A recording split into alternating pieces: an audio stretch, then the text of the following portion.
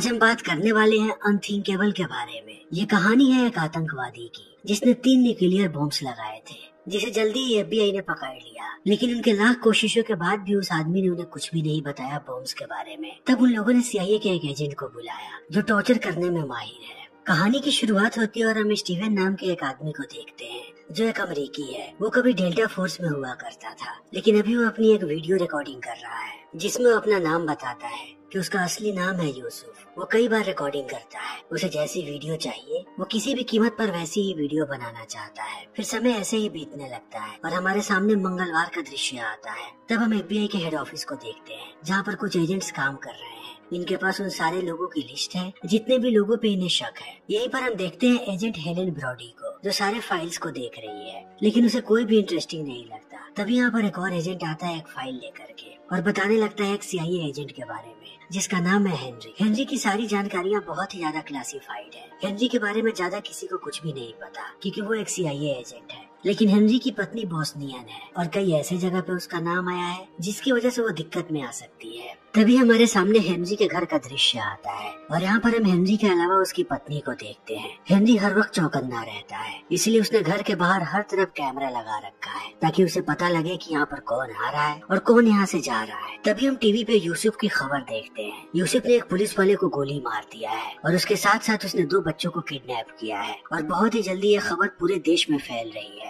Brody जैसे यूसुफ को देखती है कहती है कि मैं इस आदमी को जानती हूँ। सस्पेक्ट लिस्ट में इसका चेहरा हमारे पास लगा हुआ है। इसकी पूरी की पूरी फाइल होगी हमारे पास। जल्दी से जाकर के फाइल को लेकर के आओ। तो फाइल देखने के बाद इन्हें पता लगता है कि यूसुफ कभी US आर्मी में हुआ करता था। तभी यहाँ पर ब्रॉडी का सीनियर आ जाता है जिसका नाम है जैक और सबको कहता है कि सारे काम को छोड़ो और सब लोग यूसुफ के फाइल पे काम करना शुरू करो। मुझे इस आदमी के बारे में हर एक जानकारी चाहिए। हम लोगों ने US आर्मी से भी कांटेक्ट करने की कोशिश की है, लेकिन वहाँ से यूसुफ के फाइल को निकाल पाना बहुत मुश्किल है। इसीलिए मैं चाहता हूँ कि जितने ज्यादा लोग इस पे काम कर सकते हैं उतना अच्छा होगा। हमें इस गुत्थी को सुलझाना है। तब इन बातों को सुनने के बाद ब्रॉडी समझ जाती है कि यह मामला बहुत बड़ा है। वो जैक से कहती है कि अभी हमारे पास इतने सारे लोग नहीं है। तब जैक कहता है कि तुम्हें जिसे भी रिक्रूट करना है उसे करो, मगर इस काम में कोई भी देरी नहीं होनी चाहिए। तभी हमारे सामने हेनरी के घर का दृश्य आता है। हेनरी देखता है कि उसके दरवाजे पर FBI वाले आए हुए हैं। तब वो सोच में पड़ जाता है कि आखिर FBI वाले यहाँ पर क्यों आएंगे। वो तुरंत कॉल करता है चार्ल्स को और उसे पूरी बात बताता है और कहता है कि जितनी जल्दी हो सके इन सबको मेरे दरवाजे से हटाओ। और इतना कहते ही वो फोन काट देता है। फिर अपनी बंदूक निकालता है और उसे लोड करके अपने पास रख लेता है अपने सुरक्षा के लिए। तभी चार्ल्स कॉल करता है ब्रॉडी को और कहता है कि जितनी जल्दी हो सके अपनी टीम को वहाँ से हटाओ। मैं कोई भी परेशानी नहीं चाहता वहाँ पर। तब एक वक्त के लिए ब्रॉडी भी सोच में पड़ जाती है। तब उसे पता लगता है कि जो फाइल उनके पास आई है वो फाइल पहले CIA के पास थी। CIA वाले खुद हेनरी को इन्वेस्टिगेट कर रहे थे क्योंकि उनका मानना है कि हेनरी बहुत ही ज्यादा खतरनाक आदमी है। तभी वो फाइल गलती से FBI वालों के पास चली आई और अब ब्रॉडी को भी शक होने लगा है हेनरी पे। फिर वो अपनी एक और टीम को भेजती है उस पर नजर रखने के लिए। ये दोनों लोग धीरे धीरे जाने लगते हैं हेनरी के घर की तरफ और एक वक्त के बाद वो घर के अंदर दाखिल हो जाते हैं और बंदूक तान देते हैं हेनरी की पत्नी पे। तभी ये लोग देखते हैं कि जिन एजेंट्स को इन लोगों ने पहले भेजा था हेनरी ने उन दोनों को बांध करके रखा हुआ है।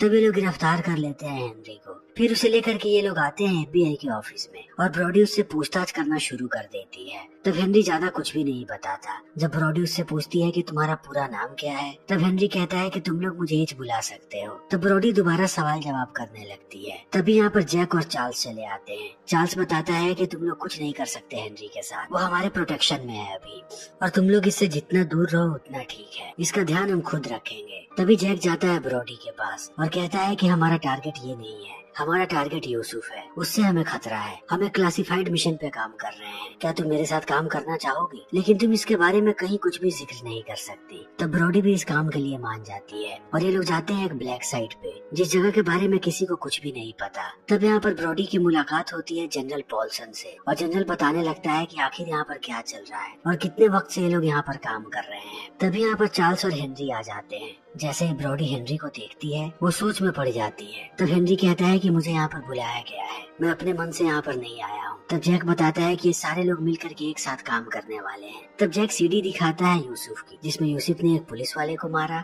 और उसके बाद उसने पूरी की पूरे देश को धमकी दी है कि उसने अमेरिका में 3 जगह पे न्यूक्लियर बॉम्ब लगाया है और अगर शुक्रवार तक उसकी शर्तें नहीं मानी गई तब शुक्रवार को वो हर जगह पे ब्लास्ट कर देगा। तब पॉल्सन बताता है कि यूसुफ इराक में था अमेरिकी सेना के साथ। वो न्यूक्लियर स्पेशलिस्ट ही था, वो झूठ नहीं बोल रहा है, शायद उसके पास सच में न्यूक्लियर डिवाइस है।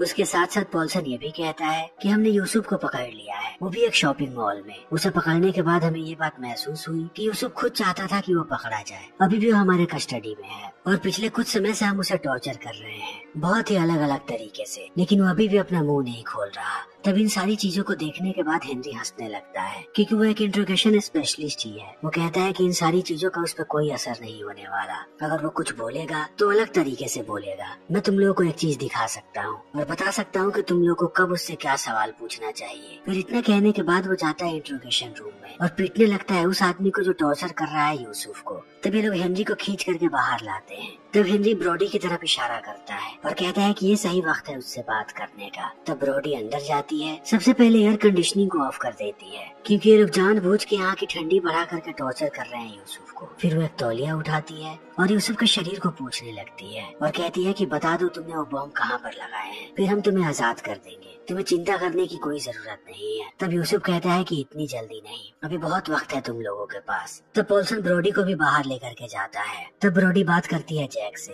और कहती है कि ये बिल्कुल गलत है, जिस तरीके से इस आदमी को टॉर्चर किया जा रहा है ये बहुत गलत है। मिलिट्री वाले अपने अधिकारों का गलत फायदा उठा रहे हैं। इन लोगों ने हर जगह से इस आदमी को छुपा करके रखा है ताकि किसी को भी पता ना चले कि इसके साथ ये लोग क्या कर रहे हैं। तब जैक कहता है कि उसने 3 न्यूक्लियर बॉम्ब्स लगाए हैं, वो लाखों लोगों की जान ले लेगा अगर ये सब नहीं किया गया तो। तब इन सारी बातों को सुनने के बाद ब्रॉडी जाती है हेनरी के पास और कहती है कि तुम्हें क्या लगता है इतनी आसानी से यूसुफ मुंह खोल देगा? वो भी एक सिपाही है, वो कभी मिलिट्री में हुआ करता था, उसे सारे के सारे दाव पेच पता है और वो जानता है कि उसे कब टूटना है और कब नहीं टूटना है। तब इन बातों को सुनने के बाद हेनरी कहता है कि सारे लोग टूटते हैं, बस उन्हें तोड़ने का तरीका आना चाहिए। तभी यहाँ पर पॉल्सन और जैक आ जाते हैं और वो हेनरी से मदद मांगते हैं कि वो इनकी मदद करे यूसुफ का मुंह खुलवाने में। तब हेनरी कहता है कि मैं मदद करने के लिए तैयार हूँ, मैं मदद करने के लिए ही यहाँ पर आया था, लेकिन मेरी कुछ शर्तें हैं। मैं अकेला काम करता हूँ, मैं तुम लोगों में से किसी के साथ काम नहीं करूँगा और सारी की सारी चीजें मेरे हिसाब से चलेंगी। मैं कुछ भी करूँ मुझे रोकने टोकने वाला कोई भी नहीं होना चाहिए। तब पॉल्सन कहता है कि ऐसा नहीं हो सकता, तुम्हें हमारे हिसाब से काम करना पड़ेगा और पार्ट वाइज। थोड़ी देर तक हम उसे इंट्रोगेट करेंगे, उसके बाद थोड़ी देर का समय तुम्हें मिलेगा। तब हेनरी कहता है कि नहीं, मैं ऐसे काम नहीं कर सकता। तब यहाँ पर और भी ऑफिसर्स आते हैं, कुछ सीनियर्स आकर के हेनरी को कहते हैं कि तुम जैसा चाहो वैसा कर सकते हो, क्योंकि वो जानते हैं कि हेनरी क्या कर सकता है। हेनरी इसी का स्पेशलिस्ट है, उसे पता है कि लोगों को कैसे तोड़ते हैं। फिर ये लोग पॉल्सन को हटा देते हैं इंचार्ज से और हेनरी बन जाता है यहाँ का इंचार्ज। तब वो अपने सारे पुराने इक्विपमेंट्स को मंगवाता है जिनसे वो लोगों को टॉर्चर करता है और इंचार्ज बनने के बाद अब पहली बार हेनरी पहुँचता है यूसुफ के पास और उससे बड़े ही प्यार से पूछता है कि बताओ वो तीनों के तीनों बॉम्ब्स कहाँ पर हैं। तब यूसुफ उसे कुछ भी नहीं बताता। तब बड़े ही आराम से हेनरी अपने कुल्हाड़ी को बाहर निकालता है और यूसुफ की एक उंगली को काट देता है, जिसे देख करके सारे लोग भौचक्का रह जाते हैं। तुरंत लोग अंदर जाते हैं और वो हेनरी को खींच करके बाहर लाते हैं। ब्रॉडी बहुत ही ज्यादा परेशान है इस दृश्य को देखने के बाद, लेकिन जैसे ही ये बात सीनियर्स को पता लगती है उन्हें कोई भी दिक्कत नहीं होती। वो कहते हैं कि हेनरी को कोई नहीं रोके, उसे जो करना है वो करे, क्योंकि अगर उसने ऐसा नहीं किया तब शायद वो मुंह नहीं खुलवा पाएगा। उसे अपने तरीके से काम करने दो। तब हेनरी दोबारा अपने इंट्रोगेशन को जारी करता है। इस बार वो एक पूरा का पूरा पॉलिथीन फंसा देता है यूसुफ के चेहरे पे ताकि वो सफोकेट होने लगे। फिर जब वो देखता है कि यूसुफ का दम घुटने लगा है तब वो एक छोटा सा छेद करता है इस पॉलिथीन में और यूसुफ के पास जाकर के कहता है कि मैं तुम्हारी जिंदगी का सबसे खराब सपना हूँ जो तुम्हें बर्बाद करके रख देगा। अगर तुमने मेरी बात नहीं मानी तब मैं एक एक करके तुम्हारे शरीर के सारे अंगों को काटने लगूंगा। तभी यूसुफ कुछ नहीं बोलता। तब हेनरी अपना काम दोबारा शुरू कर देता है। इस बार वो हमला करता है यूसुफ के लिंग पे, जिसे देख करके अब ब्रॉडी परेशान हो जाती है और वो दोबारा कांटेक्ट करने की कोशिश करती है पॉल्सन से। तब पॉल्सन कहता है कि अब मैं कुछ नहीं कर सकता। ब्रॉडी बहुत ही ज्यादा परेशान है। इसी हालत में वो जाती है जैक के पास और कहती है कि जितनी भी चीजें हम यहाँ पर कर रहे हैं वो सारी की सारी चीजें संविधान के खिलाफ है,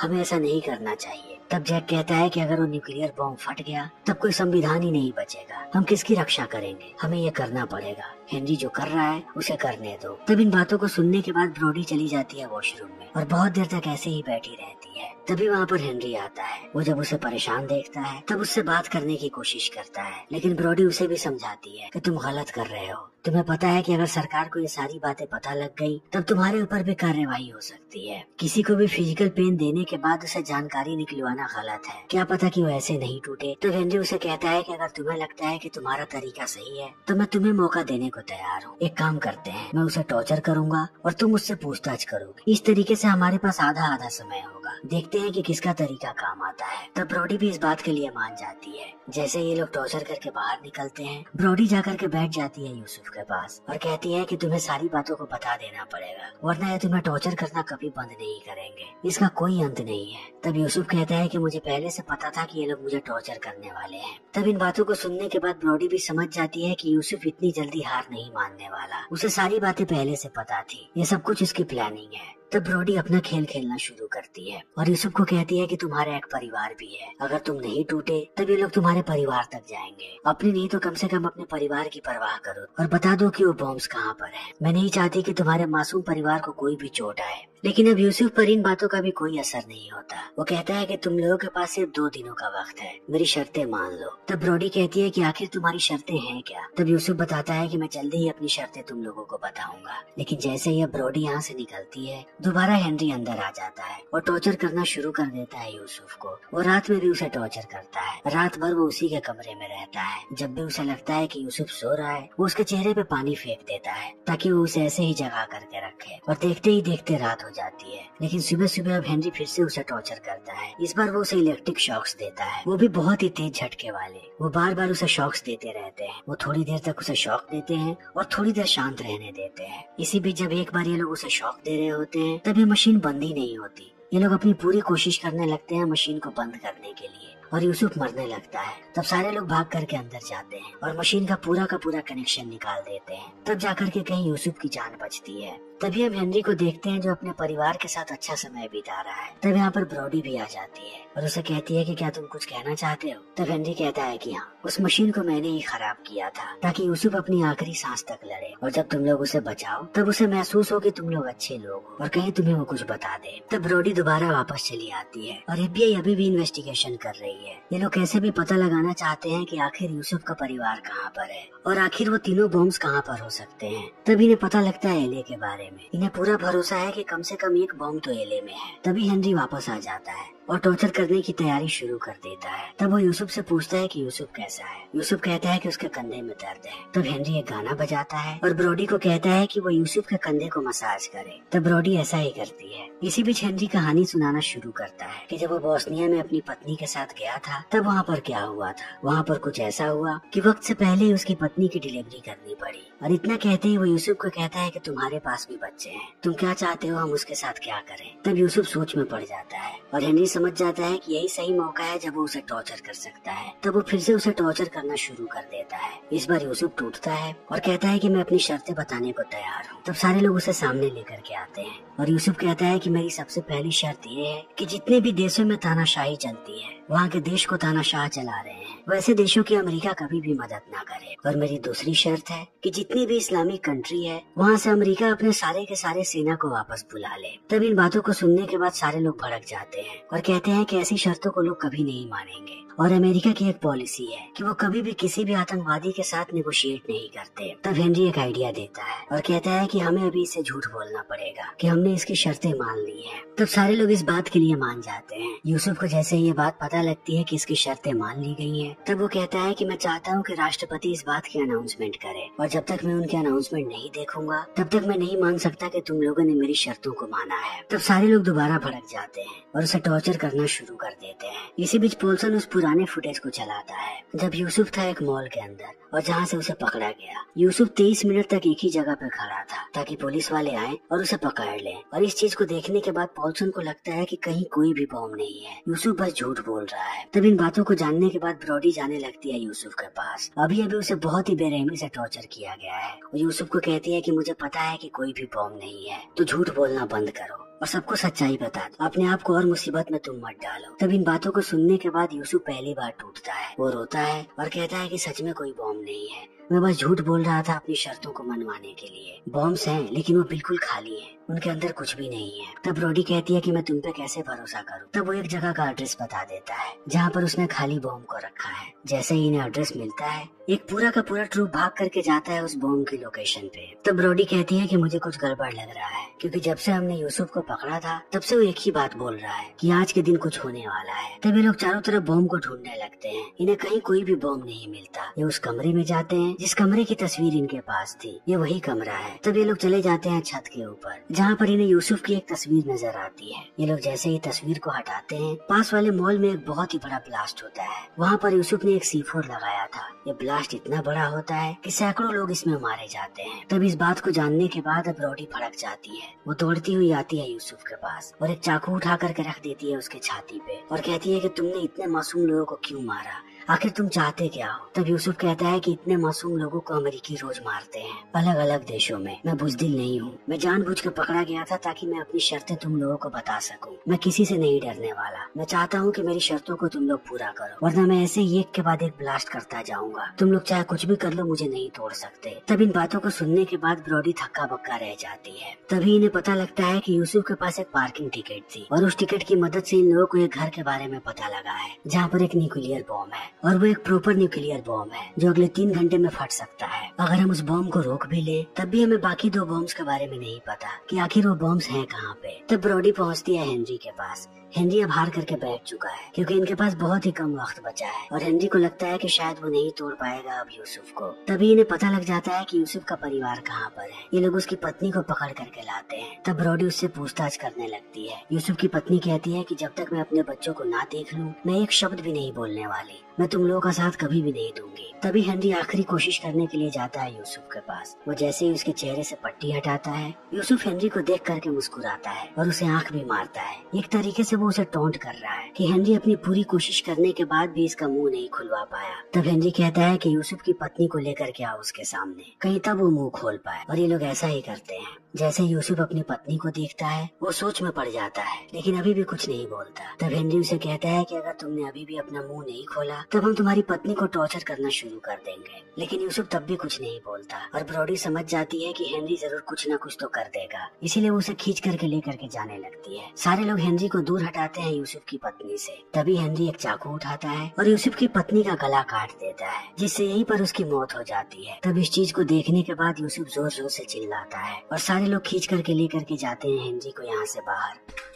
तब हेनरी कहता है कि हर जगह पे त्राहिमाम का माहौल है। जितने भी बड़े बड़े अधिकारी हैं वो अपने परिवार को लेकर के जा रहे हैं न्यूक्लियर सेंटर में जहाँ पर वो बच जाए। लेकिन हम कभी भी सारे लोगों की जान नहीं बचा पाएंगे। जितने बड़े बड़े लोग हैं वही बच पाएंगे अगर न्यूक्लियर हमला हुआ तो। इतने सारे लोगों को हम एक साथ नहीं खो सकते। हमें अपनी पूरी कोशिश करनी पड़ेगी, चाहे जो करना पड़े हमें वो करना पड़ेगा, क्योंकि हमारे पास कुछ ही घंटे का वक्त बचा है। तब सारे लोग हेनरी की बात मान जाते हैं और हेनरी अंदर जाता है यूसुफ के पास। उसे कहता है कि कुछ ही घंटे में हम सारे लोग मरने वाले हैं, इसीलिए अब मुझे कुछ भी करने से कोई नहीं रोकेगा। तुम्हें पता भी नहीं है कि मैं क्या करूंगा अब अगर तुमने बॉम्ब्स का लोकेशन नहीं बताया तो। फिर इतना कहने के बाद वो बाहर आता है और सबको कहता है कि यूसुफ के बच्चों को लेकर के यहाँ पर आओ। तब ब्रोडी इस चीज को देख करके भड़क जाती है और कहती है कि हम ये नहीं करने वाले। तब हेनरी उससे कहता है कि मैं तुमसे वादा करता हूँ कि मैं उसके बच्चों को चोट नहीं पहुँचाऊंगा। फिर ब्रोडी मान जाती है, लेकिन वो हेनरी को कहती है कि अगर तुमने उसके बच्चों को कुछ भी किया तब मैं अपने हाथों से तुम्हें मारूंगी। फिर ये लोग यहाँ पर यूसुफ के बच्चों को लेकर के आ जाते हैं और एक कमरे में बंद कर देते हैं उसके सामने। तब हेनरी जाता है यूसुफ के पास और कहता है कि अगर अभी भी तुमने नहीं बोला तब मैं तुम्हारे सामने ही तुम्हारे बच्चों को मारूंगा। तब यूसुफ टूट जाता है और वो 3 लोकेशन देता है इन्हें। एक बम न्यूयॉर्क में है, एक लॉस एंजलिस में है और एक डैलस में है। तब इन सारी बातों को सुनने के बाद यहाँ से सारे लोग निकल जाते हैं उन बॉम्ब्स के पास। लेकिन हेनरी अभी भी शांत नहीं होता। वो अपना लॉजिक लगाता है, जितना सारा मटेरियल इस आदमी के पास पड़ा हुआ था उससे 3 से ज्यादा बॉम्ब बनाए जा सकते थे। एक बार में कभी भी 3 न्यूक्लियर बॉम्ब नहीं बनता, 4 न्यूक्लियर बॉम्ब्स बनते हैं। इसीलिए हेनरी का मानना है कि चौथा न्यूक्लियर बॉम्ब भी है जिसका लोकेशन अभी भी यूसुफ ने नहीं बताया है उससे बार बार पूछता है कि मुझे सच बताओ कि चौथा बॉम्ब कहाँ पर है। तब यूसुफ कहता है कि चौथा कोई बॉम्ब है ही नहीं, लेकिन हेनरी नहीं मानता। वो उसके बच्चों को टॉर्चर करने जाता है उस कमरे में। तब सारे लोग उस कमरे पे हमला कर देते हैं। वो दरवाजा तोड़ते हैं और हेनरी को पीटने के बाद बच्चों को बाहर लाते हैं, जिन्हें ब्रोडी यहाँ से दूर हटा देती है। तब हेनरी अपनी पूरी की पूरी थ्योरी सबको बताता है कि इस आदमी के पास कितना सारा मटेरियल था, यानी कि इसने चौथा बॉम्ब भी बनाया हुआ है। ये सब कुछ उसकी प्लानिंग थी। हमारे टॉर्चर का कभी भी इस पे कोई भी असर नहीं हुआ। इसको जब अपनी शर्तें बतानी थी तभी इसने शर्तें बताई, और जब इसे 3 बॉम्ब का लोकेशन देना था तभी इसने 3 बॉम्ब का लोकेशन दिया,